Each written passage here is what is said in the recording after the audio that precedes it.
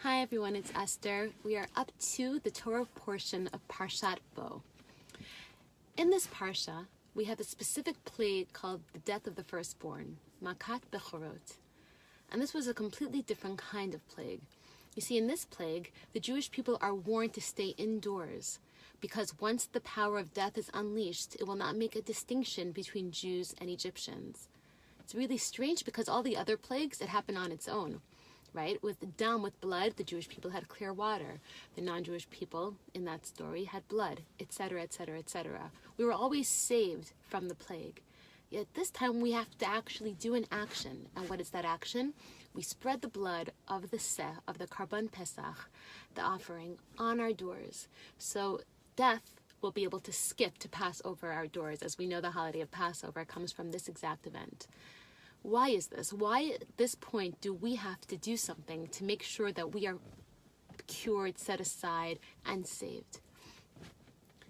Likutei Sichos. The Rebbe actually explains what the difference really was. You see, with all the other plagues, the purpose was just for the Egyptians, to educate them, to teach them about Hashem, God. The Jewish nation, the Hebrew tribe, already had this knowledge. Therefore, they were automatically spared. You see, with blood, frogs, etc., etc., etc., those lessons were not meant for us. Not only that, but the victims of these plagues didn't die because the purpose was to educate them and bring them to an awareness of Hashem.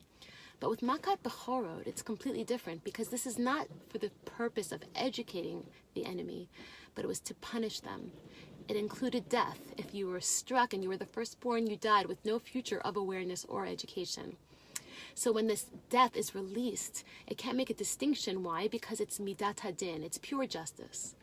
According to pure justice, both the Jewish people and the Egyptians both served idols. We were sinning and they were sinning. So in absolute justice, death, the Malach HaMavet would say, what's the difference? I will strike everyone. And Hashem says no, because God's love for the Jewish people is a mirror image on the Jewish people's love for God. In other words, when we do something that goes beyond the rational, the midat hadin has no say. Because Hashem comes and says, I will raise it above din, because my love for them is infinite. It goes on and on and on. So when we took this blood, which symbolized both Brit Milah, which goes beyond all rational thought, if you really think about it, as well as killing the actual idol of the Egyptians. Now, that was a very scary thing to do. They were slaves still, yet they said, we're not afraid of you, Egyptians. We're not afraid of your gods. In fact, we're going to make a physical action in front of all of you in broad daylight. Take the sheep, tie it to our beds, and show that we're afraid of no one besides for God. Again, it went beyond rational thought.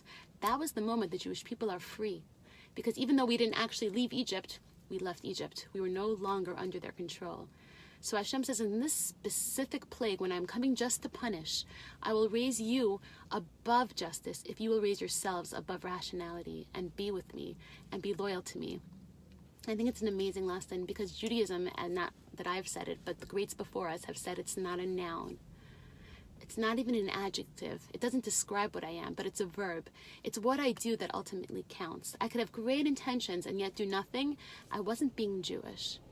We have to do the actions that God says, whether it's rational, whether it's a little bit irrational, and show Hashem we're with Him because God is always with us if we just open up.